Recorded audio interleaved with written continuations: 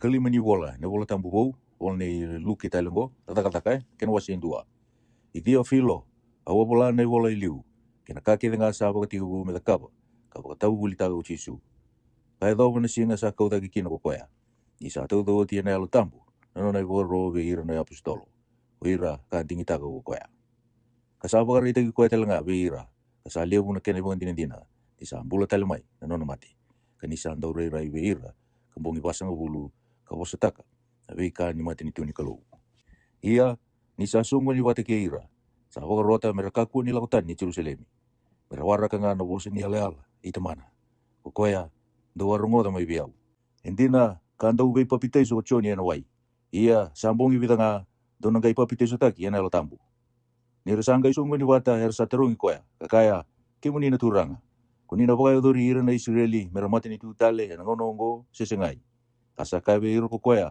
sa sianga ni no mundo kilana kena ngauna sena kena embaki sa lewando ndo nga kina kota mangu ia ndo na rawata na kukoa ni sa laku mai wiki mundo na lo tambu dono ga ndo tukunia u mai Jerusalem ke ciuti to doko ke Samaria ka do na yala ke burura ia ni sa tukuna oti na be kaongo ko ya sangai kau dake ni sa vore tiko asando no sa tamu na kikoya mai na matandra ia ni sa remo tu kilo malangi ni sa lako ya ni koya reda ele ruana tamata sa tu bo leka be ira ero pa kai sulu bulbula aro sa kaya oi ke mundo na kai kalili do sa tu remo tu kilo malangi ena bukni taba ko chi suongo ko koya sa kau tani take be ki mundo kilo malangi ena lako tele mai baka kina me baka do sa re koya ni sa lako kilo malangi sanga ile sutali ki Jerusalem mai na ulu ni bonua sa baka dani kina be olive sa bola ka ki Jerusalem me baka ngan kena yawa sa andau lokobi ena do na singa ni wali demo ye ni rasa duru kiloma sa dambe kina itambo loma ni wali dake sa andau tiko kina ko Pita ke Chemesa ke Johnny ke Andrew ko Filipi ke Tomasi ko Bartholomew ke Matthew ko Chemesa na lobe Alfio ke Simoni ndo be ira sa baka tokai na ngumutua ke Jutasa na tedi Chemesa sa ngumutua ke nga ko irongo sa loma bata na kere kena ndau masu ke ira tau talanga na lewa ke Mary na tinai chisu ke ira tau na tedina ia na ngau na koya sa tuda ke kino ko Pita ena kenra mali ona be okani ni sa wili wata na danda sa lendo ambeka na ndrau rusa ngulu asa kaya oi ke mundo na be okani endo donu me baka dori na tikini bola tambongo bosa taka liu na elo tambu ena ngusi te Vita ena buku Jutasa ko koya ka liu tagi ira sa tau chisu ni sa wili wata ke kendo ko koya asa lesi ina taka ongo ia na tomato ongo sa bulia endo na tikini bonua ena iboli ni nona ibala da asa lutu kasong makindo lagi ra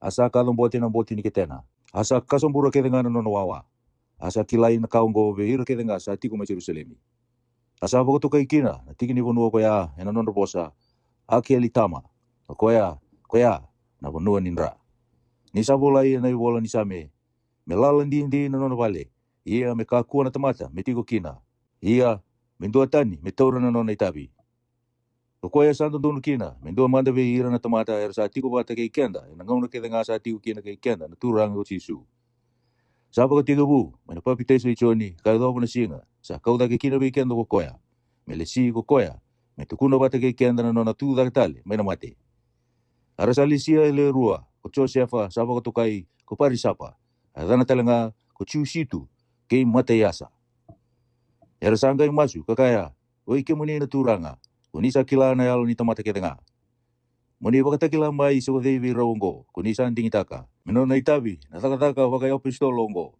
sa siwotani mekina ko Jutasa melako kinanona sana sanga baka wir mendengi ena bukunrau asa ambale be mata yasa asa wilwata kina ko koya ke ira na apostolo eletini kendua wasi rua ia ni sa yalo sarana singa ni pentiko sa tiko loma bata ko ira ke nga ena don tikina sangkai lako baka sauri mai loma langi endo na rurongo baka na tani baka debururu kokoa asa baka sinai tana vali tol doko sa tiko kina asa rei be ira na ka baka na be yame ni buka wanga sandui be sembayaki asa tiko yandu be ira baka andu nga sa baka sinai ti kita nga ena lo tambu sa baka tiko bu me bostaka na bosta tani so me baka sa sulia be ira na lo tambu mera tabuta asa tiko me Jerusalem na kai chutia so atamata lotu me na be bonua ke nga ruku lo malangi Ia ni sarungo bagiani na kaongo, ersa songo ni buatan na lewunga.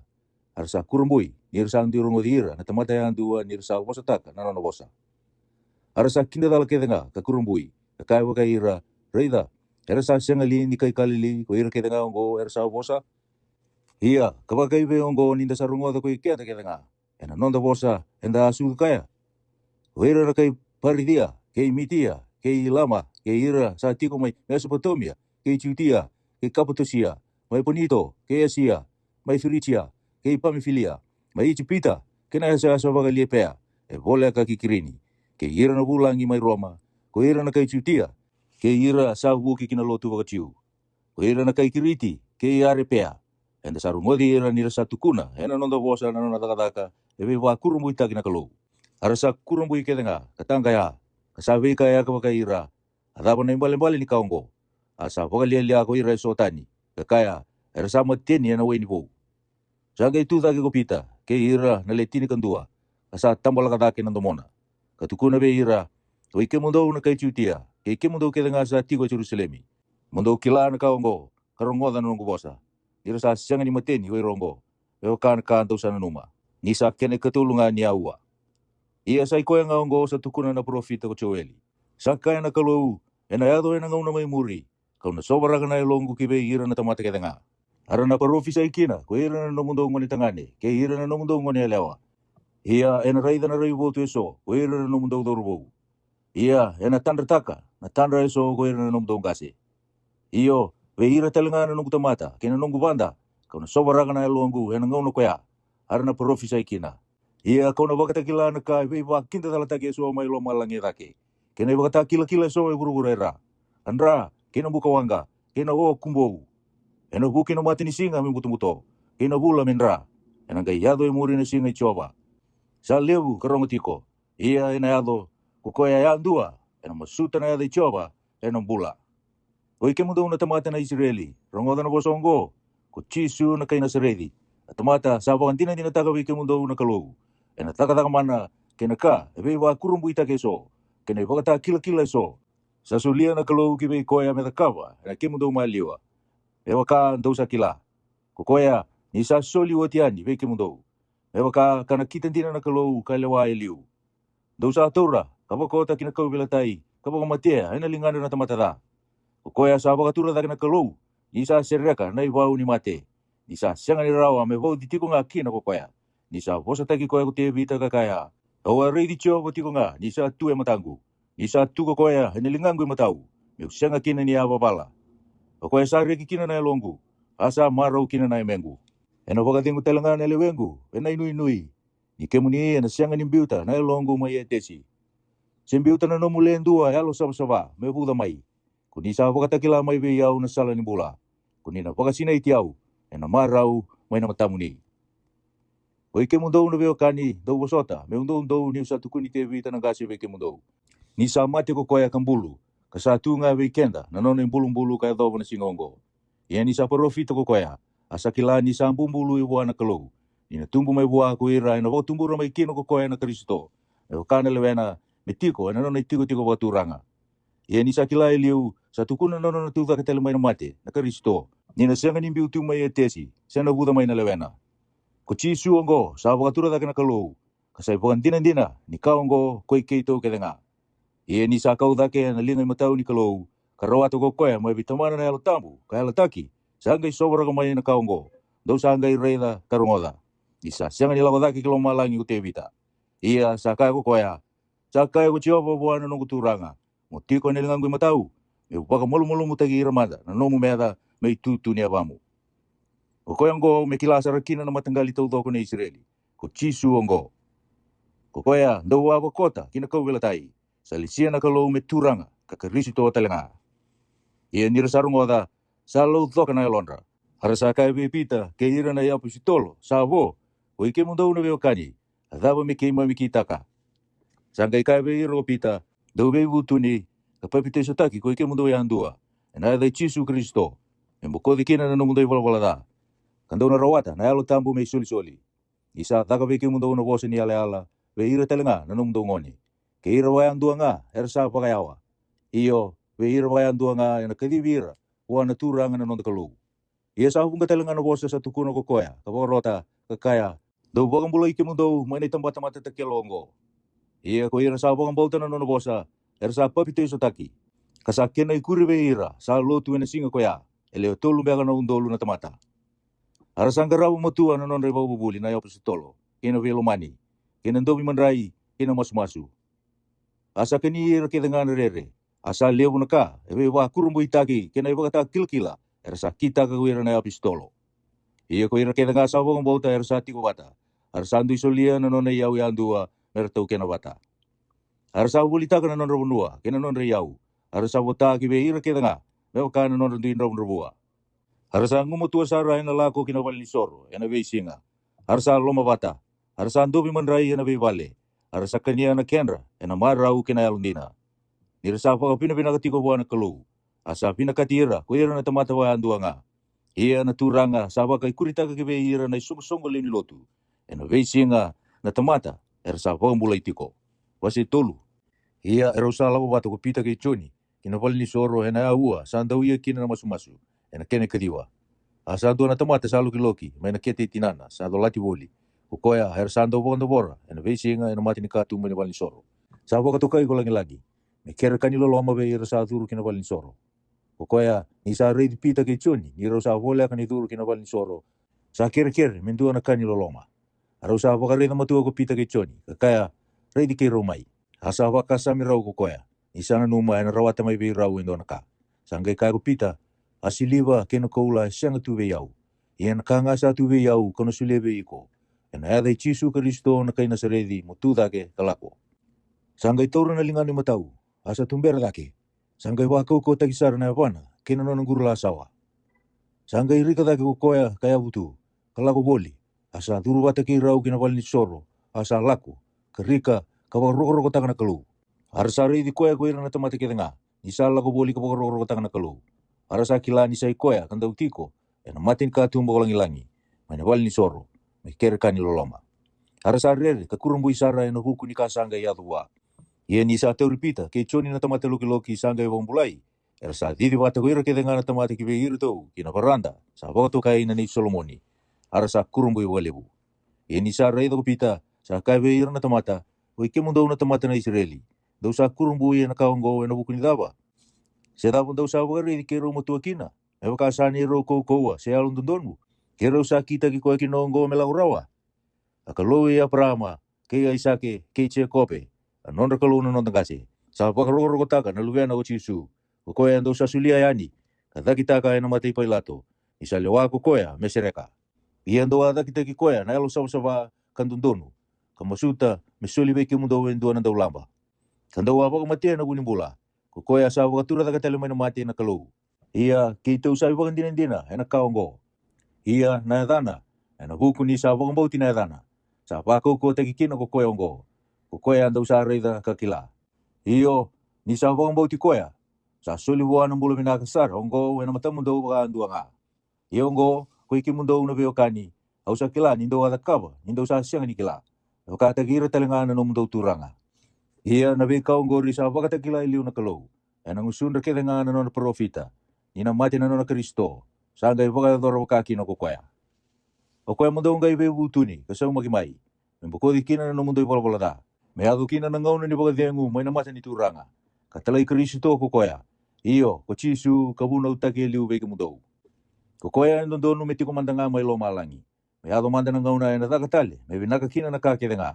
Bosa kina na kalau enang usunda kede, na nona profita elo saba, enang ngona makawa. Nisan din na sa kaya ko mosese, enang baka tumbura daga beki mundo uchiova, na no mundo kalau, may be hira na ka mundo, endua na profita may bakata kiau. Kukoya ando na rongoda, enang kaba andua nga, enang bosa taka beki mundo. Iya enayado, at tamatay andua, sa nasyang ni rongoda na profita kaya, enang baka rusaitan, may be hira na tamata. Iya ko hira talanga na profita keda nga, sa akin ay baka tigabu, usamuela, kaya hira talanga sa taraba. Ira keda nga era sa bosa, era sa tukuna iliu ng unongo. O ike mundo, salubendo na profita. Kena bosa ni beya lati, kada kama na kalau be ira na nagasi. Isa kabe ya prama. Ena kalau nga na be matagali keda nga urubura, ena huku ni no mukawa. Sa tala na lubyan na Jisu na kalau, kaliu be ke mundo. Isa baka tura dake. Mewa kalau nga tatagi ke mundo, ni sa sau makike mundo ya andua, maina no mundo wala wala ta. Waseba, ye ni rausa wo tigo be hira na tamata, sala ko may be rau, ko hira na bete, kina turang ni bal ni soro, ke hira ni toka ni se toki. Ni rausa dunru, ni rausa wo buli hira na tamata, kabuna utaka na tuda ke tali maina mate, he na huko ichisu. Arasa tori rau, kambiuta kina bal ni be besu me mata kamanda, ni sa ngaya kavi. Ia kaleo bunga, era sa rungoda na bunau, era sa baumbauta. Ia na kenre wili-wili na tangay ni sa leli mabaka na undolu. Ia ni sa mataka, era sa songo di wata Jerusalem, ko ira na turanga, ke ira na gase, ke ira na bola. Ke ia nasa na betelebu, ke Kayafa, ke Choni, ke ale kisanda. Ke ira ke denga na matagal ni betelebu. Ia ni sa baka turi rau, na kenro maliwa, era sa taronga, akau ko daba, senai dei, rosa da kawa kina na kaungo. Sagai sina iko pita na lotambu, asa kabe ira, o ikemuni na non turanga na tamata, kina non gasi na Israeli. Kau kaki rosa tarongi na singa indai na taka binaka wana tamata loki. Sedaba sanga imbulakina, monikila ke denga, ke ira ke denga na Israeli, ni sa ya da Jesu Kristo na kay Nazareti. Kokoya kemuni awo kota kina kau belatai. Kokoya sawa katura da tali na kalau, may na mate. Iyo, ena bukuna nga sa tu kina ke kokoya ngo, ena matamuni kasam bula binaka. Kokoya na watu, kemuni ata sara ko kemuni na matay ni wale. Koya sa ya do mekena ibang ni abu, ena tutu ni wale. Asa sianga ng bula, ena bukuna indo atani. Ni sa sianga sara indo atali na yada, ruku ilo malangi, sa suli kibe ira na tamata, medang bula raw kina. Ia ni rasa raida na non raw undong ko pita kay Choni, ni rasa kila atali nga raw sa sianga ni buku, sa tamata buli, ersa kurumbuy kina. Arsa angay baka sami raw, ni rito andaw tiko bata kay Chisu. Ia ni rasa raida na tamata kabang bulay, ni sa wabutu bata kay raw, ersa sianga ni baka titinggata rawa. Ia ni rasa baka talay raw, meron lakotani yan, wali ni Bose, ersa angay Bose baka ira, kakaya, adaba menta kita ka raw na tamatongo. Ni rasa kila ko ira kaya nga, sa tigo ay Jerusalemi, ni sa doon na taka mana rongo, hero sa takaba. Ia anda sa sianga ni baka titinggata ka rawa. Ia ande tukuni baka lebu be ira na tamata, menta kaya nga, meron dunru bisara, kaya baka ero bobo buli tali buwa indo na tamata, enaya dongo. Arasa kadibi raw, kapag rota be raw, meron ka kuasar ni bosa, sa pagkatabu buli, enaya day Chisu. Sangay boso ko pita kay Choni, arusa kay beira, munilewa nga, sa sandong doon sa sengay, yan mati ni kalo, mikiro boro rong biki muni kakakua buwan na kalo. Isa andre biki raw, mikiro kuwa ni tukuna, nabi kakiro waray da karungwata. Iya nira sa siyang ni kunia, indo na ka mero dundru kina, erasa bosa po dundru itali, be raw. Arasa angay sireki raw mero lako. Eno bukunda na tamata, nira sa wakaro kotaka na kalo, ko ira kaya nga eno bukuni ka sa angay taka. Ni sa basa nga bulu kamani bakata na non embaki. Kokoy na tamata, sa taga buwan na taga manongo kambulu kina. Iya ni raw sa sireki, raw sa lako be ira non raw ito kani. Katukuna na kakira nga, era bosa taga be raw, ko ira non betelebu, ke ira na gasi. Iya ni rasa rungoda, era sa loma bata, katambala ka ng tumuan rabuan kalo, kakaya, kemuni na turanga, ko'y kemuni na kalo, kunia ambuli loma langi, kay urubura, kinaway tui, kinakakira nga sa tukina.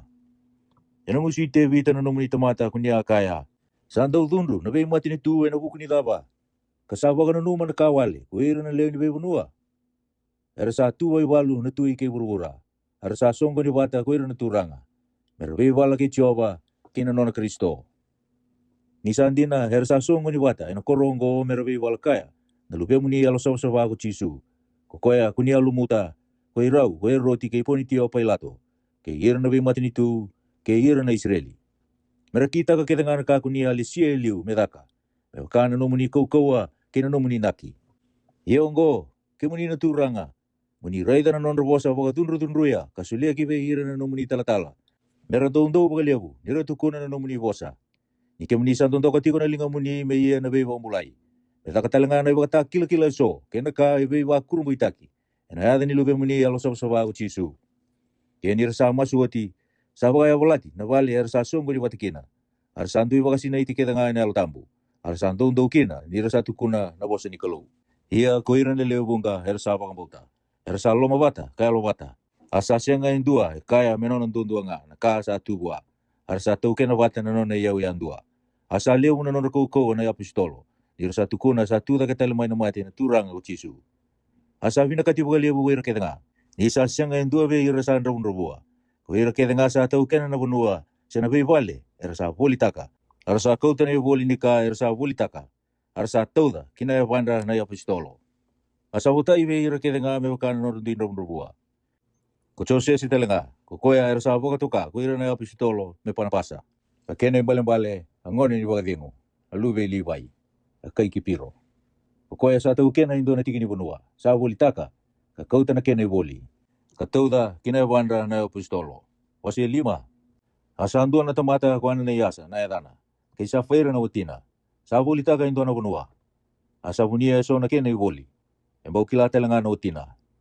Asa kau teso, katauda kinawana na yapu sitolo. Asa ka kupita, ana na yasa.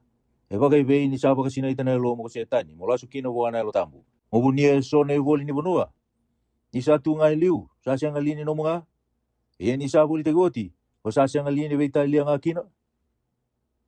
Ebagai vei, ni ko saba kanu no makina na kaongo, ena lo mamu. O sa siang ani lasu ki vei ira na tamata, o sa lasu nga buana kalu. E ni sarong ngoda no bosongo kana na yasa. Sambali sombu, kadimba. Ara sa rere bukali bukina, ko ira kede nga sarong ngoda na kaongo. Asa tu dake ko ira tau no dorubau, kasulengi koya, kadolate ki tau tumba, kambuluta. E ni sa uti tulung beka na aua, sangga iduru mai no utina, asa siang ni kila na kasadaka. Asa ka bua upita, tukuna mai be yau sinrau sa boli taka na banua, ena ilabo baka koya, sesengai. Asa ka koya, hiyo, e baka nga koya. Sangga ka bua upita, e baka be ni ro sa lo mabata, monro baka to le baka dana ya lo ni turanga. Reida, satu e ka tumba, na wandra to werto sambuluta, na otimu. Erto na dolati ko telenga kita tumba. Sangga imbali sombusara ki avana ko koya, kadimba. Arto sa turmai na durbo, kakune ni sa dimba ko koya. Arto sa dolate ani, kambuluta bata kena otina. Arasa rere baka le bukina ko ira kete na songo le ni lotu. Ke ira baka andua nga ira sarongo na bikaongo. Asada kana baka takila-kila. Kena ka iba kurumbu itaki, e bunga ena linganda na yape sitolo, ve ira na tamata. Arsa tiko lo mabate kete nga ena varanda, na isolomoni. Asa sianga indua ve ira, sabo sando undu, e to bate ke ira. Asa baka roro ko taki ira, ko ira na tamata. Asa baka kuritaki baka lebu buana turanga, na tamata iso era bambauta. Ero leo bunga na tangane, kena eleo tanga. Arsa kau tira kina, ersa te bimate, kina ve ngau ni sala. Arsa baka tabora, ena imode lebu, kena imode lai. E wakarurunga e sobe ira na alo hipita, ni sala wa yanikina. Era leo bunga talenga sala kumai na koro, sa voli ti Jerusalemi. Arsa kau tamai na tamata e so sa te bimate. Ke ira sa wakararo taki ira na alo bela so. Arsa mulai wakandua nga. Sangga itu zake na bete lebu, ke ira kedenga, ersa ndau tiko watakaya. Ko ira na itoka ni se toki. Arsa sina ye na dundu. Arsa tu ira tu na yapisitolo. Kambitu ira tu kinawal ni bebesu. Ini sangga imbongi, sandolabu na katumbo ni wali ni bebesu, dona ngelos ni turanga. Kau tira tau mai kina, kakaya, dau lako, kala kitu na wali ni soro, katukuna be ira na tamata, na bosa keda ngani bulongo. Iya ni tau sarongoda, tau sadur, kina wali ni soro, ni sakinda na mataka, kawakatabu uli. Asala ko may ng betilebu, ke ira sandau tiko batakaya, arsa bakasongo ni robate na mata bilwai, ke ira keda ngana no nagasi na lube Israeli. Arsa taleso, kina wali ni bebesu, kau tira tau mai. Artau sa tando na obisa, artau sa siyang inukuna irto, enawal ni bebesu. Artau sa lesu tale, katukuna. Kakaya, kaito sa kunia hindi na nisa songo ba kukutu na wal ni bebesu. Arsa tu tale nga na ibatawa, enamata ni katumba ito tumba. Yan ikitaw sa ndolaba, siyang nga indua kaito sa kunia loma. Yan ira sa rungoda na bikaw ang turang ni wal ni soro, kay ira tal nga na bet turanga, arsa kinro akina, sinatumbong ba kami bagay na kaonggo. Sanggay lang kumaindua, katukuna ba ira, Reida, ko irto na tamata do ambiu ta kinawal ni bebesu, irto sa tu, kinawal ni soro. Kapau buli di na tamata. Sangga ila kung naturang ke irto na obisa. Kau tirto mai. Ia irto sa siyang ni taka baba kokoa. Nirto sa rero bagi na tamata. Darpaga biri irto na batu. Ia nirto sa kau tirto mai. Irto sa bagatura, ena matandra na matabilwai. Asa turung irto na betelebu. Kakaya, kito wasyang ang baka ni bakarota matua beki mundo. Mundo kaku ni baka tabubuli na yada ongo. Hoy, karaida. Daw sa baka sina iti Jerusalem na mundo ay baka bubuli. Daw sa nakita talanga. Ikito terungi enandra ni tamata ongo.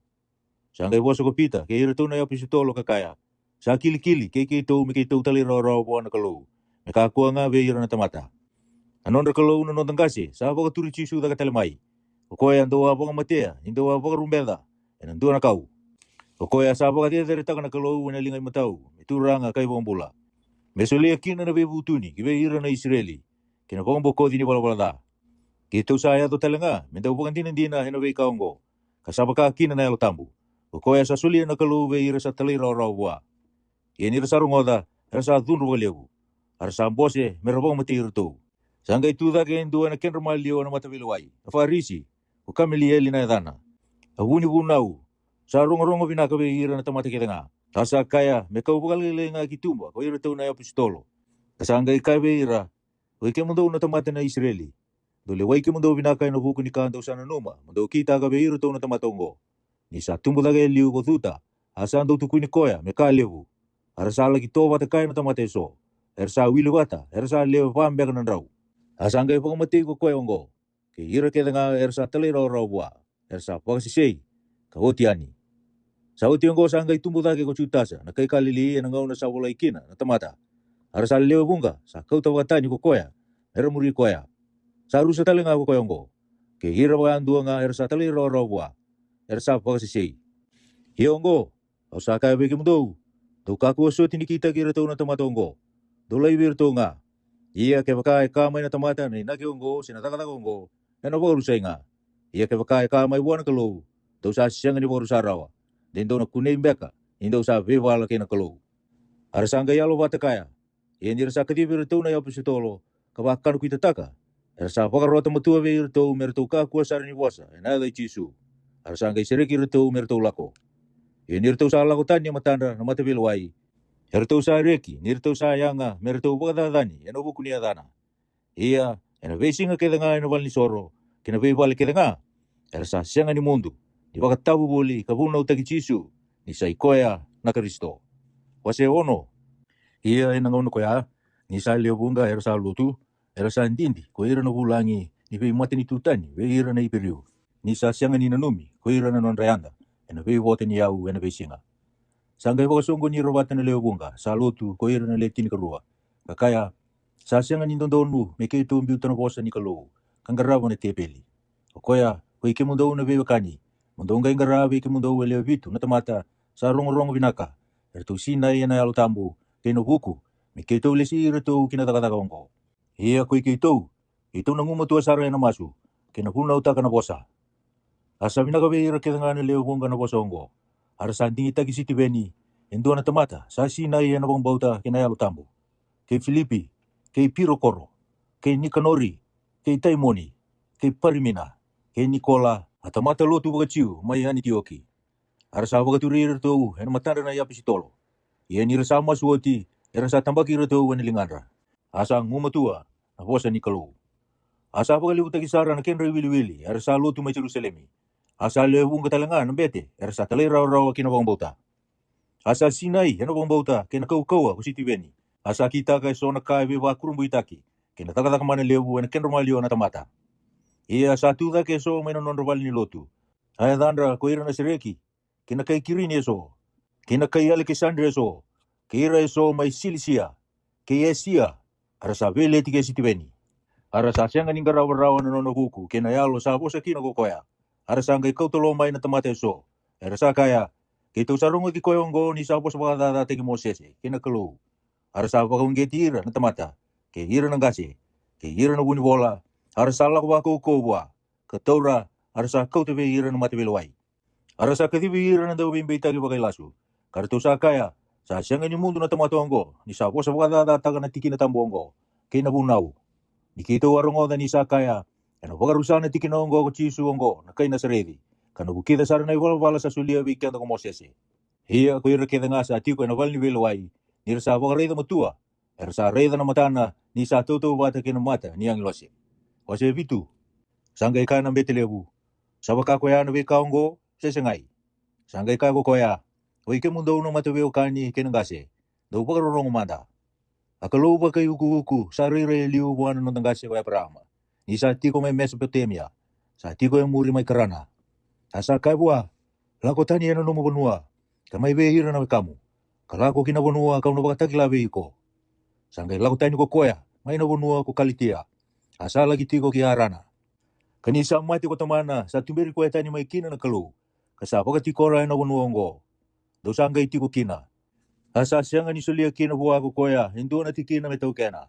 Esenga i me butuka ina bana. Asa yala nga bua me sulia vi koya me tau kena. Be ira talanga na nona kawa. Kanisa sianga hindu na lubena. Asa kai wagongo na kalou.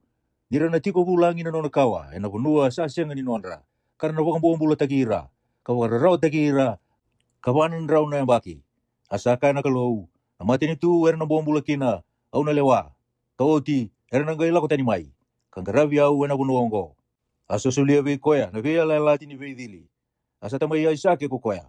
Asa ambongi walu sanga idili ko koya. Asa tamai che kope ko isake. Asa tamanda nangasi le tini ka rua ko che kope. Ye ni resa hubu taki Joseph ko ira nangasi ungori. Era sa hulita ka ki cipita. Ia sa tiko bata kai na kalu.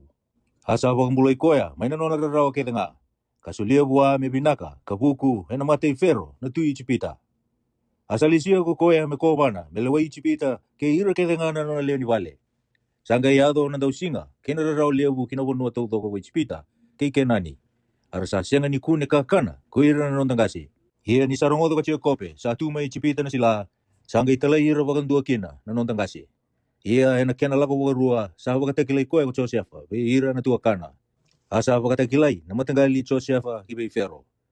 Sanga itala ki ko Josefa, Melokovi ko cia kope na tamana. Ke ira kete talangana nono matanggali. Era sa leo vitu songo bulu kalima. Asa lako sombugi cipita ko cia kope. Asa mate. Ko koya ke ira na nono tangase. Ara sa kau kisi kemi. Ara sa buluti ena imbulu-bulu kabulia ko ya Abrahama. Ena tiki ni siliva so. Ve ira na lube ya mori mai si kemi. Ia ni sa bola kana ngona me bagai durkina na bosen ya lela. Kambumbulu ikina na kalau ve Abrahama. Era sa ngai tumbu. Ira na tamata. Mera leo lebu mai cipita. Kaya tau manangau na sambuli kina yung duatani na tui. Sa sianga ni kilay Josefa.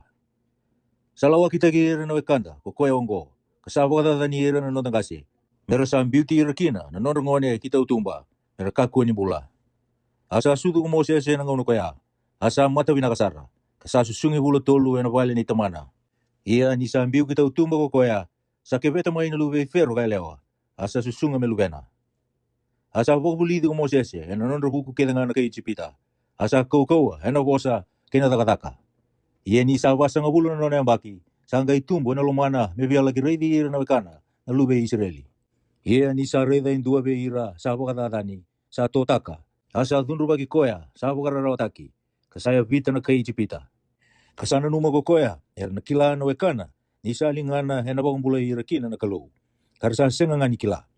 Ia ena mataka, sa rei ko koya, kina leo rua, ero sabi wala. Asa via waka baby na kati tagirau tale. Asa kaya, hoi kemundrau na turanga, rau sabi wa kaninga. Atapan rau sabi waka tatani kemundrau kina. Ia, sambilingi koya tani ko koya, sa waka tatani na wekana. Kakaya, ko dei salisi ko muturanga, mumailaway kay mami. Ko sabi abang matia yung beka, may baka ko abang matia, nakaichipita, ena noa. Sangga inro ko mo sese, ena buku ni bosa koya. Asa lagi bulang itiko, ena bonua ko mitiani. Asa mani suduki na le ruwa na lumena tangane. Ini sa uti wasa nga bulu na baki. Sangga irai be ko may be kau. Indo na yang ilosi ni turanga. Ena hulu ni bonua ko sanyai. Ena yame ni buka. Ena ntua na kau. Ini sa reida ko mo sese. Sa kinda talataka. Nakasa reida. Ini sa toroba mi reida. Saya tu may buwano wasa ni turanga. Hoyaw na nonda kalou na numukase. Nakalou ya Abrahama. Kinakalou ya Isake. Kinakalou ya Kope. Asa utani ni ko mo sese. Kasarere ni reida. Sangga ikabe ko na turanga. Lubata tani na nomo ibaba may nayabamu. Ni sanggele tambo. Natikin ako sa tukina. Awari dan di nasara na nararawan na nung kutamata. Ersati ko may isipita. Iya kawarongo na nung rubutungo. Iya kausala ko sumbumay may ubang bulaira. Yonggo mo iya ang natalay ko kisipita. Kumose siyonggo kukoya. Ersa data. Kakaya. Kuday salisi ko maturanga. Kamulawa. Kukoya nga onggo katala na kalou. May turanga kay bumbula. Enalingana na yung ilose sa ray may buwa. Enakaw. Sa kau tirayan ko koya. Isa kita kau tia so na ka. Ebe bakin ta talataki. Kena iba kata kila-kila. Ena bonua ko ichipita. Kena wa itu indamu-damu. Kena be kau. Kaya bagi basa ngabulu. Kumose siyonggo sa koya. Kakabe ira na luwe Israeli. Ena baka tumbura ki be kamundo ko chiyoba. Nano mundo kalou. May be ira na kamundo. Endo na profita. May baka tekiyaw. O koya ongo sa tiko ke ira na isonggo-songgo leo ni soro. Ena be kau. Kena yang ilose sa bosa buwa. Ena ulu ni unua ko sani ai. Ke ira na nonang kasi. Asarawato ko koya, nabuna umbula, mesulia wikenda. Erasam besi ni talira rawa. ko ira no tangasi arsa bilingi ko tani veira asa sukata na londra hi chipita arsa ka ve roni takawai sona no takalo meraliu takikenda ko mose siongo ko koya ka ko tikenda mai no bunu ko chipita ende sa siang nikila seda pembeka saya tuwa arasa takawai ndo na lubin pulmakau enangau no koya arasa baka tambora na isoro kinamata kau arasa rekitaka natakataka nilingandra sangga ibu kita ni nakalo sabi uti ira tu merang garawa na ve kalu ni lomalangi me bakana ka sa bulai na non ribola na profita o ike mundo na matagali na Israeli do baka tambora ve au no manu sabang matei kenai manrali ena ve kau kaya bagi basa ngabulu sesengai iyo do adolata na bale nei moleke ena kalo ni no mundo kalo koremi fani mata kau do adakava mundo sorokina iya kau na kau tike mundo yani mesia ko papiloni satu nga ve ira na notangasi ena ve kau na bale ni kalo satu kina na bunau me baka sabo sa kina kokoya ni saka ve mose se beta kaba me baka na kina baka takara sa reida o koe talanga ira sa taure muri na notangasi ira sa ngai kau tamai go ira kei Joshua kina non robono na ve matani tu ko ira sa baka se batani na kalo ena matanda na notangasi kai do bana ngau nei te vita ko koe asa kune loloma mai wana kalo asa kirea meno nei tavi endo na vale me nei koe na kalo iche kope ia ko Solomon nga sa tarana vale minona ia sa siang ni tiko ko koya sa dia der sara ena vale sa ta kai na linga me wakana bosa ni profita anongu itiko tiko boka turanga ko lomalangi kena itu tu ne bangu ko burbura avale dava ndona terame nongu sa taronga ko Jehova sana tikina dava menona no nongu boka dengu sa siang lini ta kawa na kake nga ngori na lingangu o ike mundo na yalo ko kowa kasiang ni dili na yalo mundo kinadalinga mundo do sa ando borate tiko nga na yalo tambu ia ko ike mundo do sa kita ka me bakate gira na no mundo ngase ko debe ira na profita sar siang ni bakada dana ko ira na no mundo ngase ara sa boka mati ira era tukuna iliu ina lako mai ko koya na yalo ndonu ko koya do sa ngai sulia ya ni ka matea ia sa suli be ke mundo no bunau ni sa tukuna isona ngelose ia ndo was yang ngani bombota ia ni rasa rungoda no be kaongo sa lo do kana londra ara sa boka sing gurung bati bua ia ko koya ni sa sina ina lo tambu sa rei motu ag lo malangi asa rei dana uku ni kalo ke Jisu ni sa tu en lingai matau ni kalo asa kaya rei da au sagai kune na wasi ruo ni lo malangi asa wa butu na lubi ni tamata en lingai matau ni kalo ara sagai gongo lo en to mulebu katamo naga nangara ni dalingandra kadidi wa ko bua ni rasa lo mabata ara sambiu takina imbil ni koro kapaga virika na batu ia ko ira sambe itaka ara sa kotora sombu na non risulu kina bana indo na durubo heda no sola ara sa boga viriki siti beni na batu isa masutiko kakaya kemuni na turanga Jisu taura na longu asa tikin duru sombu ko koya asa kadi na tomulebu kemuni na turanga ka kuni dundu bihira na iwala daongo ia ni sabo sa oti bongo sangai mode wase walu asa bina kata na nona mati ko sola ia nangono kaya era sa boga dani boga bukina ai songo leo ni soro era sa tiko me Jerusalem ara sa vise ya kikina kina biasa na ichuti ki Samaria ko iranga na ya pistolo esengai ara sa buluti siti beni sona tamatan dolotu ara sa takaba na so mati lebu ena bukuna ia ko sola sa boga dani ro lebu na songo leo ni soro ni sa duru kina be vale kitanga kaya ra taki ira na tangani ke ira na leo kambiuta kina vale ni bebesu ia ko ira sa vise aki era sa lago kina biasa na kitanga kabuna uta kana bosa sangai lau sombo Filipi kina koro Samaria asabu na uta ki Kristo ki beira ia ko ira na tamata era sa lomba bata merborong oda na kasa tukuno Filipi era sa rongoda kareda na beka mana sa kita ka kokoya ni sa lago tani mai beira na leo so na yalo bela sa drumira ni ra sa ngongo lo tiko enan domulebu ke ira talanga era leo bunga sa tobi ira na mati sa tinini kina loki era sa ko bulai asa liu kina na marau na korkoya asa ando na tamata ko sei moni na dana sanda uda kai so makawa na korkoya asa ba kinda dala tekiro go liu kina na kai Samaria ni sanda utukuni koya ni sandua ka usi bisara ara sa ba rungo di koya ko ira kedenga ko ira hela lai ke ira ile lebu ara sa kaya o koyongo na ko lebu ni kalo ara sa ba rungo di koya ni sa ba kinda dala tekiro bang dinde ko koya ena no nei so ia ni rasa bangan tinati Filipi ni sa buna uta kana be kani mati ni tuni kalo kena da Jisu Kristo era sangga ipa pite sataki ko ira na tangane ke ira na lewa sangga ipa tinata telenga ko Simoni ia ni sa pa pite sataki wati era sa ando tiko bata ke Filipi asa kinda dala ko koya Ni sa reida na ibaka kila kina taka mana lewu sa taka tiko. Ni resanga rongo ko ira na yapi sitolo, era sa tiko mai Jerusalemi, era sa vakandina tena wosa Nikolou, ko ira na kai Samaria, era sa talai pita, ke ni veira. Ia ko irau, ni sa lagu sombu, era sa masu lagi ira, mera rawata na yalo tambu. Ni sa sianga ni ado boa indua veira ko koya. Era sa papite so tagi walanga na ni turanga ko chisu. Rau sa tambagi ira, ena lingan rau, asa yado kina ke veira na yalo tambu. Ia ni sa reido sa imoni, sa suli na yalo tambu. Ena vei tambaki ni lingan rau na api sitolo, sangga ivia sulia vei rau na ilavo. Kakaya, sulia telenga mai vei au na koko ngo, me ado kina na yalo tambu vei ira andua, kau na tambaka ena lingangu. Asa kai bua ko pita, mon rau rusa bata kena nomu siliva. Ena kuku, ni kosana numa, sa buli rau na isoli ni kalo ena ilavo. Sa senga na nungu tikina, sinomu bota ena kaongo. Ni sa senga ni dondonu na lomu, ena mate ni kalo. Yo koe ngo, monga ibe ibu tu di taka na nomu bola daongo. Kamasi wana kalo. Desa rawa mbeka, mo senga ni dun rubi, ena na numa ni lomo. Ni sa kunea, ko sa tunga ena ka nga ngasara. Kako sa bisuki, ina i bola da. Sangga i boso se moni, kakaya, do masula ki au wana turanga. Na ka kunia do vi au indua na ka, do sa boso kina. Ia koe rau, i rosa tukuno oti, ka vuna utaka na boso ni turanga, e rosa lesu tali ki Jerusalemi. Ka rosa vuna utaka, na ituku vinaka, ena vi kor lalai, e kunga mai Samaria. Asa boso pe Filipi endo na ngelo sini turanga, kakaya, mo ia ka lako baka, kina mate ni reba. Ena sala ko mai Jerusalem e baka ki kesa, koya e vei kau. Sangga ia ko koya ka lako, kareida endo na ka Ethiopia, a mate ni vanua, ata mate liu kandasi, na nondara na ndi na ka Ethiopia. Asa nona do niau ko koya, sa lako ki Jerusalem me soro. Asa lesu tu, asa wilika na vola ya isia na profita, ni sa tiko ena nona ngingi ni turanga. Sangga ika ve Filipi na yalo tambu, lako boleka, mondro lagi tiko kaya ena ngingi ni turanga koya. Sangga ididia ni ko Filipi, asa rungo di koya, ni sa wilika na vola ya isia na profita. Asa kaya, osa kila na ka ko sa wilika, sesengai.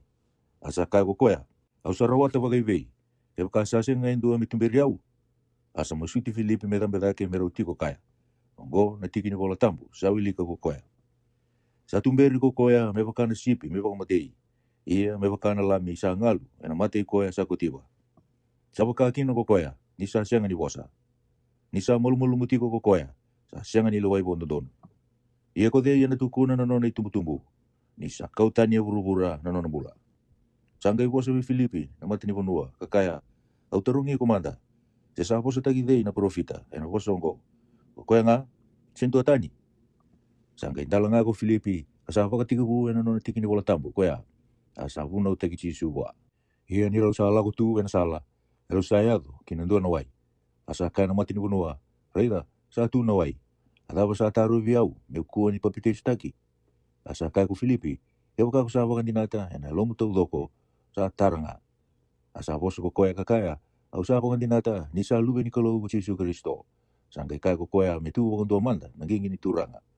Rau sa lagu sombrua kinawai, ko Filipi, kina mati ni vanua. Asa papite staki koya. Ia ni rau sa tambe taki mai nawai, sa kau ti Filipi tani, na elu ni turanga. Asa senga ni rega tali na mati ni vanua. Asa laku, ena nona sa laku koya, kareki tiko. Asa kune ko Filipi mai asoto, asa lakowa na vei koro kedenga, pabuna utaka na ituku binaka, asa ayado sara, isi seria. Wasi diwa, ia ko sola, sa tahute tiko na bosa baka tunduya, kina vei bau matei, vei ira na lotu buana turanga, kasa lako buana mbetelevu. Kasa tarongo buana i bola, kita musiko, kina vei bali ni lotu. Kebaka, kunia ko koya, eso, era muria, na i bala kaya, sera tangane, sera lewa, na i besuka, kakauta ki Jerusalemi. Ini sa lako tu, sa yado boleh ka kita musiko, asa tila bawa buli tiko ya sauri, indua na rara mamai lo malangi. Asa ambali so mungkin ngele, kasarungoda indua na domo, sa kaya bua, isola, ko sa baka dadani au ena bukuni tawa. Asa kaya ko koya, odei ko iko, na turanga, asa kaya ko koya, o iau ko chisu, ko koya ko sa baka dadana. Asa sotani nini ko koya, ka kindala, ka kaya, kimuni na turanga. Ata bukuni sabi na kata kawa. Asa kaya wiko na turanga, tabutu, kalako kina koro, kana tukuni we iko na kaya ndo dono kawa. Ia ko ira na tamata sa lako bata kaya, era sa tu, kapanga ngalunga. Era sa rungoda nga na domo. Asa sianga ni reda indua. Asa tu taka mai na soso ko sola. Ia ni sa direka na matana, sa sianga ni reda, indua na ka. Arasa tumberi koya, kakauta kita masiko. Asambong ito ulu kasiangan ni rawa, kasasiangan ni kana singunu. Asa ando na tise peli mai tamasiko, wana na yasa na yatana. Asa kai koya turanga en rewotu, yana na yasa. Sa kai koya, reida, koyau, turanga. Asa kai koya na turanga, modabu tu kalaku kina salatu, na yatana kundundunu. Kataronga na kai tarisu, kusaula na yatana. Kina vale chutasa. Ia reida, sa masu koya. Sa kunia en rewotu, endua na tamata, kuana na yasa na yatana. Sa turu mai, katambaka ina lingana, rei rau koya. Sangkai kaya kuana na yasa, kemani na turanga. Rasa leo punga kau sarungo da kina, na ituku-tuku ni tamata wango. Na leo ni da sa kitaka, veira na nomu ni tamata alo sawa me Jerusalem. Eke talenga, salisia ko ira na bete lewu me besuki ira kedenga, sa mosuta na yadamuni. Asa kai vi koe na turanga, mola ko nga.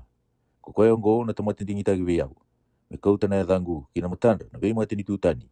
Ke ira na tu yeso, ke ira na luve Israeli. Ni kau sa pakata kilabuan na lewu ni ka, ena bosota, ena buku ni yadangu. Asa lako kana na yasa, kaduru kina vale. Asa tambaki koya ni lingana, kakaya, na wekangu sola. Na turanga ko chisu, ko koya ka rei iko ena ngau ni sala ko alako mai kina. Sa talaya umai, murai rawa. Kama wasina iti talanga ina altambu. Asa lutu waka sauri mai na matana, na kaya wakana bari ni ika.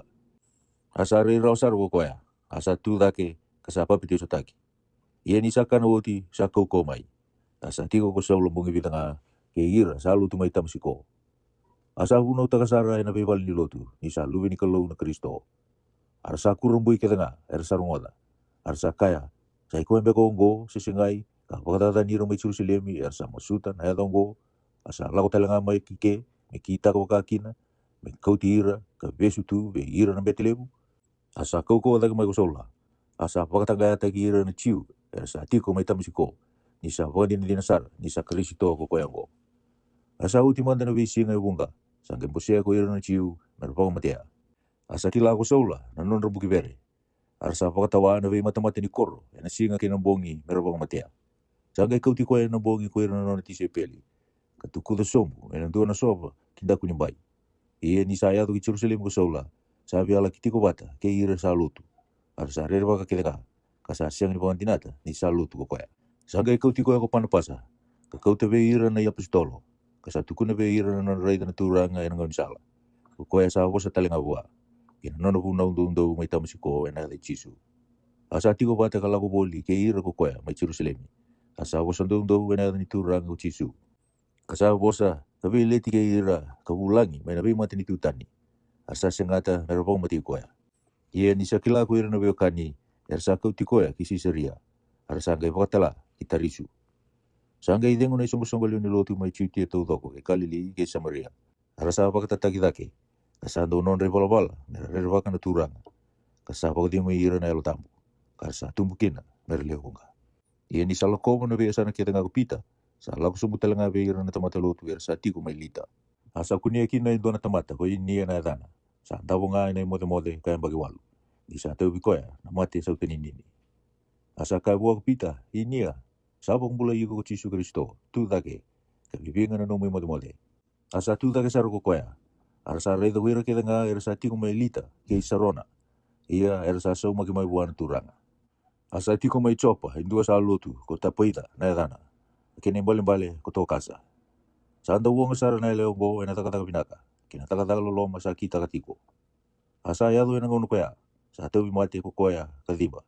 Ia nirasa baka silimo uti, ersa apa kotor, henandua na itamba loma ni bale dake. Ia ni sabe boleh kati, ko chopa ke litia. Kar sarungoda ko ira sa lutu ni sa tiko kina ko pita. Ersa tala le rua na tamata be koya. Memo suta, melako botu tolo sarumai be ira. Sangga ia ko pita kalako bate ke irau. Ia ni sa tandu ko koya, ersa kauti koya, kina itamba loma ni bale dake. Asa tu boleh ko boa ko ira na anta ke tanga, ersa tangi. Kapakata kilana ituru-turu eso, kina isulu kadula ko tokasa. Ni sa mula bate ke ira. Asa apa kata ira ke dean ko pita, asa tikin duru kamasu, kasa buki baka kinayango, kakaya, tapaida, tu dake. Asa dari akan matana, ia nisa kuni pita, sangga induru dake ko koya. Asa nondoko bawa na lingana, katumberi koya dake. Ia nisa katibi ira na tamata lotu ke ira na yanda, sa wakar ita ki koya, nisa ambula. Akaongo sa kilai mai chopa tau doko. arsa le bunga sa bong bautan turaga asa ti bunga bunga ko koya mai chopa ke sei moni matai ni kulni manu wase chini chandu na tamata mai sisaria ko kulni ona dana anonda turanga na mata sotia sa baga dani baka Itali atamata do lotu asa re wakana kalu ko koya ke ira ke ngana no le ni vale asa do sulia bo le bona kan lo mo be ira na tamata asa do masu wana kalu ene be singa sa re do ko koya na re botu ene ke dio ni aua endo na ni lo sini kalu ni sa durwa asa ka bua ikulnio e ni sa ba reida sa re waka kakaya sa ba kai be no turanga asa ka bua ko koya anomu masu kina no mukani lo loma sa lago da kina mati ni kalu mo na numikina ia motala na tamata so ki chopa melo ko bi moni dana talaga ko pita sa ti ko bato ko koya kay moni na mata ini kulni manu sa tu embara vina non vale ena tu kuna be ko koya na kay ndon mo takaba ia ni sala ko tani nang lose ka boso be kulni o sanga ka diba le ruana non le ni vale kandua na so tia sando luto do be ira sa dong garal koya ia ni satu kuna be ruto na ka kitanga sa tala ira to ki chopa ia na mataka ni to sala ko tu ena ko ni sala katoro boleh ka kina koro sa tambe daki kindal ni vale pita masu henai ka ono ni awa asabia kan sara kanga robo na kami kania ia ni rasa ko tiko sa rida na ributu sa rida lo malangi sa tawasi rua asa andu na kasala ko sumbu mai bua sa bakan itu tu bilevu sa umbuki na tutu na baba asa tuku di sumbu mai giburura asa tiko kina na manu ni bonua ya boiba indu nondra be matanggali kedenga kina manu kila kina veka sa ando ngasi boli kina manu buka sangge rongo mai buana bosa tu dake pita mapo matea kakania asa ka ko pita meu ka ko nungu turanga ni wasenga ni kania na kasa tambu sitawa sawa asa ba rua tali buana bosa ka sa ba sawa ta kana kalau mo ka ko ni ba tambu asa ta ko tul na kaungo asa ngai kau tali na ka kilo malangi ie ni sa tanga ya ti ko na lo mai pita sita ba nembal ni rebutu reida sa taronga na vali sa moni ko iruto na tamata sa tala ko kulnio arto satu na mata ni koro arto sa kadi kataronga sa sati ko ikir ko sa moni ala na talanga ko pita sesengai ia ni sa ba no mati ko na rebutu ko pita sa kabe ko na elo tambu reida ele tulu na tamata sa ba sangra iko motu da ke kina kala sombu ia molo ko ta ke iruto me ka ko ni vele tina lo mamu ni sa tala iruto mai sangga ela ko sombu ko pita be iruto na tamata sa kaya reida Wei au ngau do sa ba kasangara atau na buni nom do la mai arto sa kaya sandu na ngelo si alo sa ba katakila be kulnio do na turang ni walu atamata alu ndonu kasari ra ba kana kalu asa rong binaga be ira ke dengan na kai chutia melo ko biko o mai lako kina vale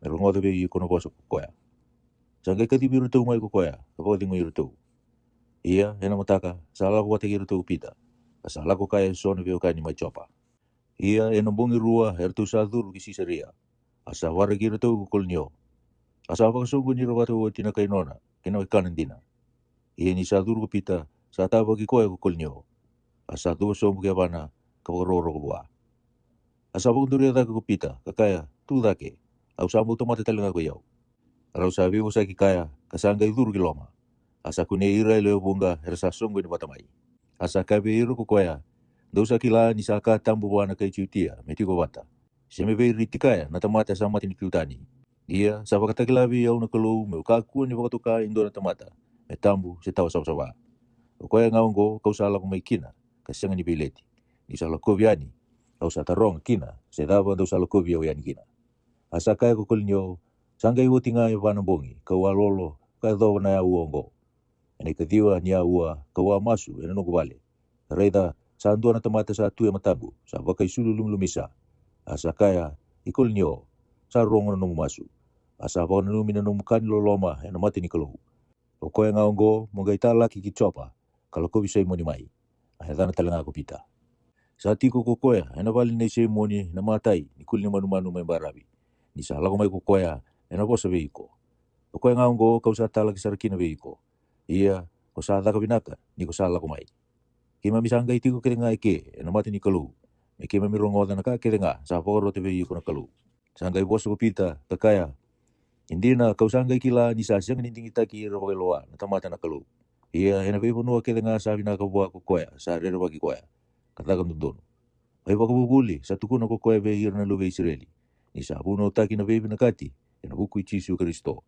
Koe nga sa turanga ve ira keda nga. Ai wakabubuli koe a. Dau sa kila. Sa puno taki mai chuti e tau doko. Asa tiga bu mai kalili ni sa oti na papiteso ka puno taka ko choni. Ni sa lungu di Jisu na kay nasaredi na kalou e na elo tambu kena koukoua. Koe ka lago boli ka dau da kabinaka. Asa wakamula ira keda nga. Sa pakasaura rata ki ira na teboro. Ni sa tiko watakaya na kalou.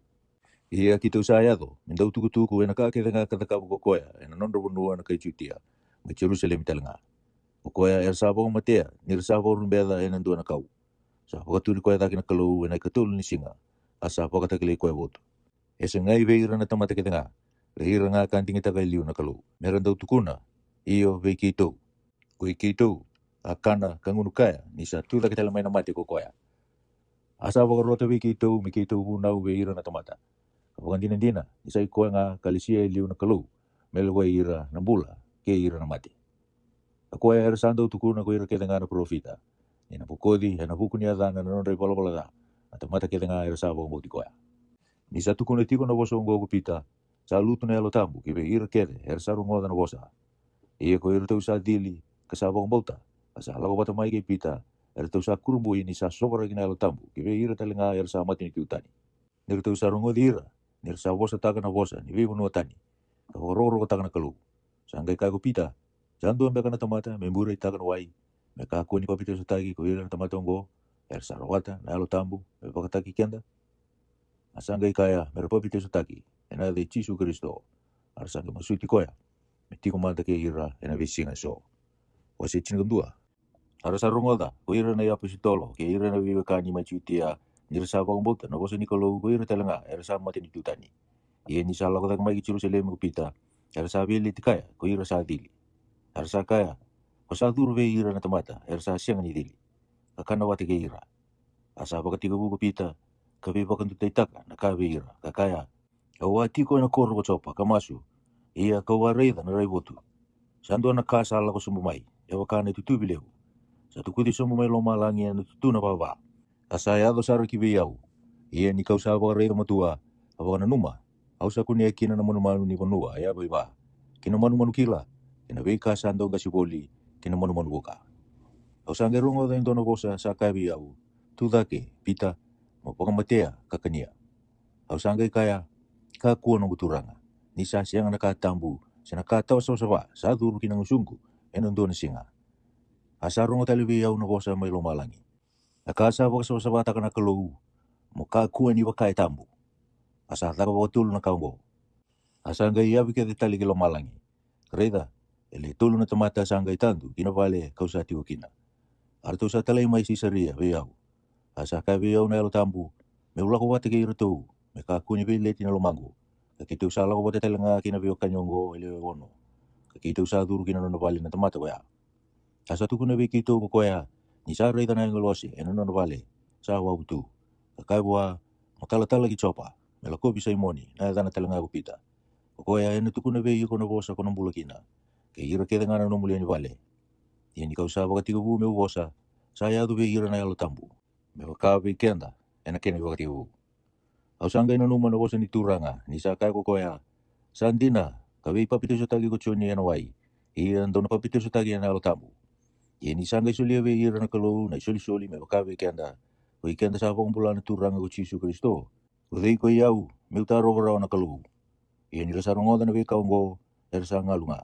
Ara sa pakaroko taga na kalau kakaya. Sandina, sanggai sulia na kalau be ira talanga na be matini tutani, na be butu ni meramula. Ia ko ira sa dui be sayaki, na be bakadadani, sa tumbu, na huku situbeni. Era sa lako baka, ke finiasi, ke kipiro, ke yani tioki. Ara sa tukuna no bosa be ira ndondo ngana ciu. Asa so be ira era sa kai kipiro, kai kirini. Era sa yado kiani tioki. Era sa bosa be ira era sa ulang mai, na be matini tutani. Ara sa una utakan turanga ko Jisu. Asa tiko pate ke ira na lingani turanga. Ara sa leo unga kina sa bang bota. Ara sa soma ki mai buana turanga. Sangga yado na kenda tukutuku ki be ira na isong-song leo ni lotu ma Jerusalem. Ara sa talay panapasa, melako sa kiani tioki. Ia ni sa tandu ko koya, kareita na takataga loloma ni kalau, sa ri kikina. Asa pakarote be ira kita nga, merakambita na turanga na loma yung umutua. Ni sa tamata binaga ko koya. asa sina ia na alo tambu kina bauta. Asa leo bunga kina na tamata saba kai kuritaki buana turanga. Sanggai lako ko panapasa kitarisu me pakasanggra isola. Ia nisa kunia sa kau tagi antioki. Asando na mbaki tu doko ero sando songo jo watkina ke ira na isongo songo leo ni lotu. Kar sa leo bunga ero saba bulida. Ia mai antioki er saba ko kai mande liu ko ira sa lutu me toka ni Kristo. Ia nangono ko ya sala ko mai no profita so me Jerusalem ki antioki. Asa tu da ke ndo be ira ko akapuna rana. Asa tukuna kasaba ko buna na alo tambu. Ina yado muri na daw singa lebu ena kono tu dopo. Akau gori sa yado na ngona sa tuikina ko kilo tiu. Ia era sa lewa ko era sa lotu mera sulia ya andu na nondakani loloma. Ka era sa andu rawata. Behir na beokani era sa tiko machutia. Ara sa kita ka bakatal ngakina. Bakatal panapasa ki sola mero ko te behir na gase. Wasi chin karua. Ia ena ngono ko ya sa ia ko roti. Na tui me bakara rawata ka so behir na isongo songo le ni lotu. Asapa ko mati che mesa, atua kai choni, ina isele wau. Ia ni sa reida sa pinakata ko ira na chiu, sa ngai toru pita talanga. Ia sa ngau ni kana mandrai sa siang di pakali beni. Kani sa tora, sa bita kina bali ni bebesu. Asa sulia kina mate sotia eva, er tong duile eva, mer tau bata wai kwaya. Ni sa nanuma me kau te be ira na tamata, ni sa awuti na kana bata ni lau sibia. Asapa kata wai kina ko pita ena bali ni bebesu. Ia era sando masula ki koe tiko buana kalu, kuira na isongo songo le lotu. Ia ni sa bagarau e roti me kau tamai, ena bongi, ngā koea, sa modi ko pita, ena ken roma liwa le rua na sotia. Asa besu ena sinu tondo e rua, asa tu na wakatawa, ena mati ni katumba, ena wakatawa na wali bebesu. Reida, sando na ngelo sini turanga, sala kumai, asa tila yani na rarama kina wali bebesu. Asa tevia ko koe na seri-seri pita, asa pondure daki kakaya, kusara o mutu dake. Asa lutu tani mai na lingana na nona sinu tondo. Asa kaya koe na ngelose, wauda na nomu isulu, ka wauda na nomu ibaba. Asa kita ka pakakina. Asa kaya bua, wabaka itutu bitaki komanda ka muri yau. Asa duriani ko koya, asa muri koya. Asa senga ni kila ni santina na kasa da kaba na ngelose. Sana numanga sa reida na reiwotu. Ia ni rausa siwi irutu na matai ni wakatawa kina ikarua. Rausa yado kina isongo, kukamea. Sa basi ka kina koro. Asa tandolo baka ikoya wale nga virau. Era usala ko saraki tumba. Kasi via endona ngau ni sala. Asa ngai lako tani baka sauri buana ngalosi. Ia ni sa ngai kila elona upita. Sa kaya, usa ngai kila ndina sara. Ni sa tala mai na ngalosi na turanga. Asa bombula yo mai na linga ya roti. Mana non rai na kikele talanga na kai chutia. Ia ni sa wana numatiko. Sa ya ko koe kina vale meri. Tina choni. Era dana talanga ko marika. Era sa leo bunga sa songo ni watakina me masu. Ia ni sa tuki-tuki ko pita, kina isongo ni matu-matu ni koro. Sangga ilako indona yanda, wakarurongo. Ayatana korota. Ia ni sa kila na ndomo ipita, sa senga manda ni ndolabo na isongo, ni sa reki. Asa didi sa rekiloma. Katukuna ni sa tuko pita, ena matu-matu ni koro. Arasa kaibwa, ko sa lia-lia, ia sa bagan dina-dina tiko ko koya, ni sa baka ngakina. Arasa ngai kaya, sa nona ngilosi. Ia sa tuki-tuki tiko nga ko pita. Panira sa ndolaba, arasa rega. Karakinda tala. Asa pa katamba-tamba veira ko koea, na retikulo. Asa tukuna veira ni sa kau tikoe mai na vale ni bebesu na turanga. Asa kaya, lagi tukuna na vekau ngo veche mesa. Veira talenga na veokani. Sangga ilako tani ko koea, asa lako kina dua na esanga tani. Ini sa singa mai, sa singa nilai-lai na kinroa na sotia. Sa lako mbeka ki vei kupita. Ini sa pa kasanggara ko e roti, singa di kunea, na tarungi ira na wakatawa. Asa kaya merawa mati. Asa lako sobu ko koya mai chutia ki sisaria katiko kina. Asa tunru ko lebu e roti ve ira na kaita ia kei saitoni.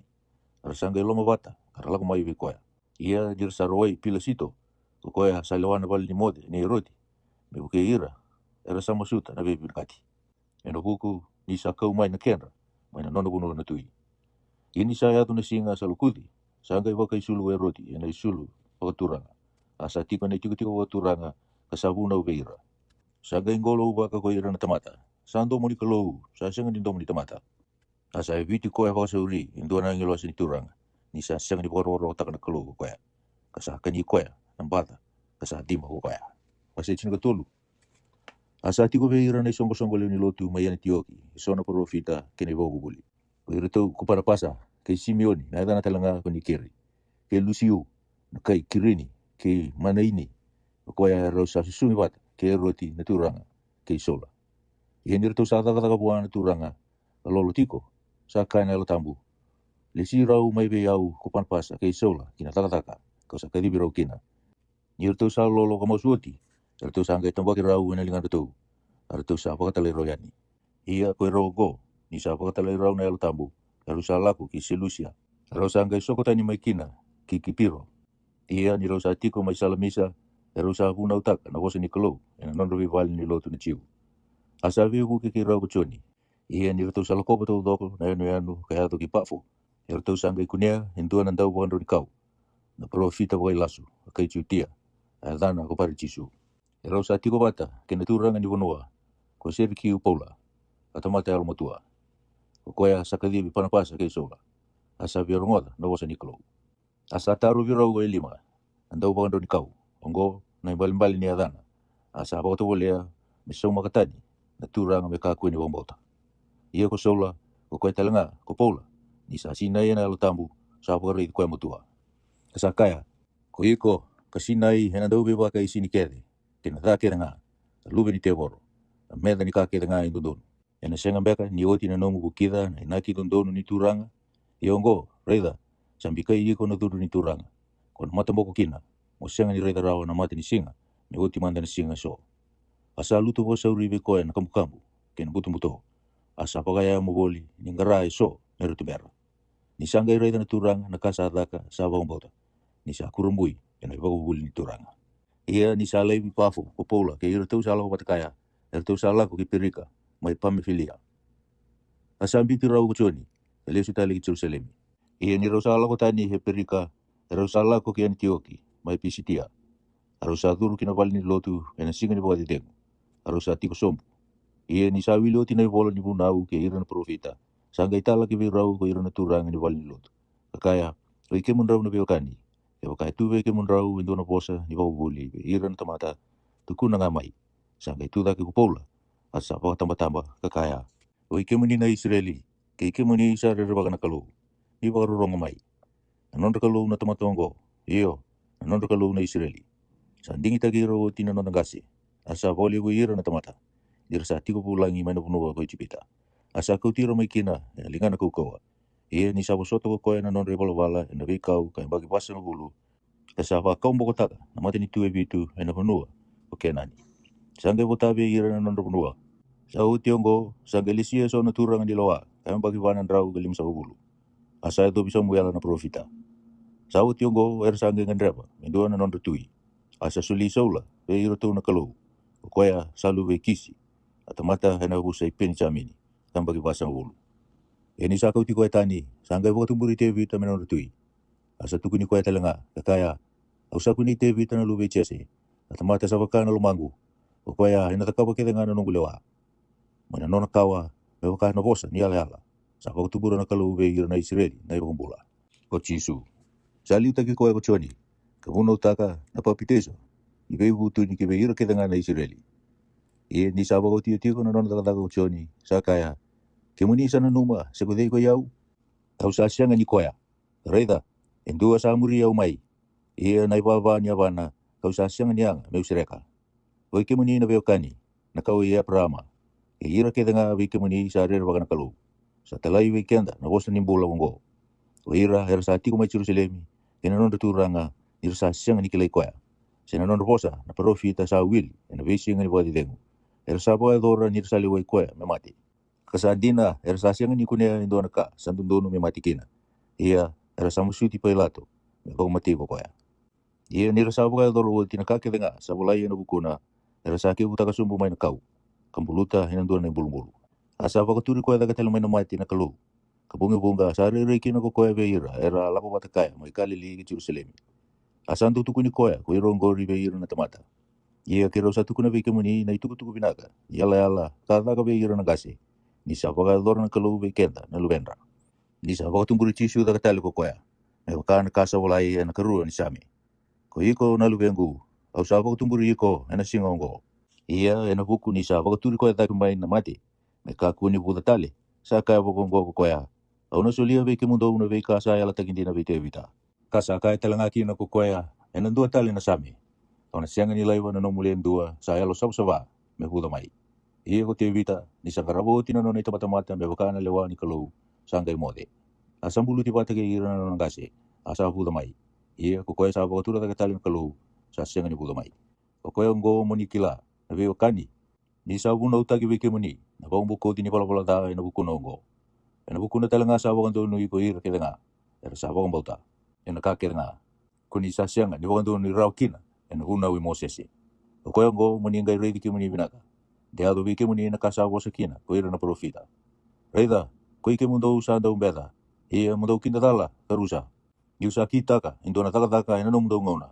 Taka do na senga sar ni bon dinata. E wakasa dua itu kuna wike mundo. Ia ni rasa duru ti ko yani, rasa ker. E uno taki be ira na boso go ena singa ni bakati dengu, sa taraba mai. Ia ni rasa sukatani, ko ira na songo ni bata. Sa leobunga na ciu, kina tamata sa lutu baka ciu. Rasa muri paula kay panapasa. Rausa po sa beira, kawakarota beira, meritaurun di baka na loloman ni kalau. Ia, ena singa ni baka titeng sa muri, sa boy laylay, may oti kete nga na leo ni koro, ni rasa songko ni bata merongoda, na bosa ni kalau.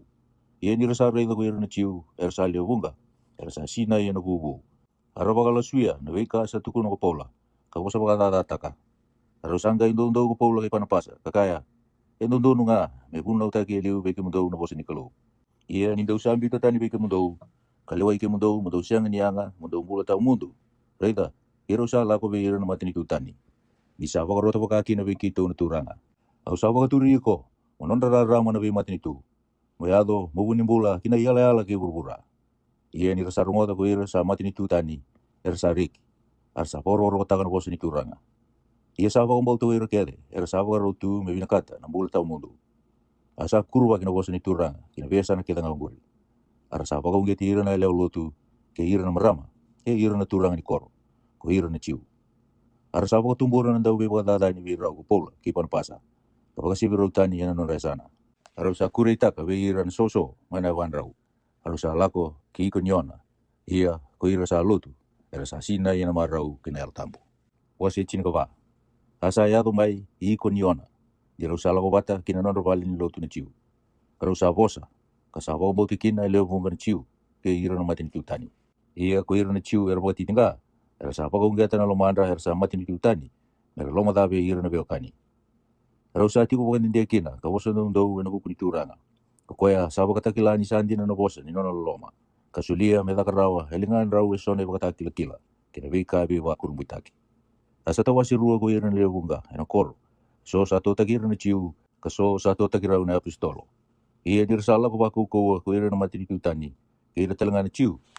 Ke ira na non turanga. Era pakata tani rau ko beri rau na batu. Era usa kila mandai liu. Karau nrota ni kilistira ke tapi. Era usa koro baka kiliki onia. Kina sana talanga sa ba bulbulita. Era usa huno taka talanga mai kia na tuku minaka. Asa tiko mai listira. Dona tamata. Sa mulu na bana. Ko salu kilo kini sa sudu mai. Asa siang ni rawa ena dona singa. Sarungo di paulo ko koya ni sa boso tiko. E ni sa bagari tiko ya matua ko koya. Ya kune ni sa tu wana bang bauta me bang pulo ikina. Sa bosa ina tomu lebu tu wondo dono dake. Asa riko ko koya kala ko bol.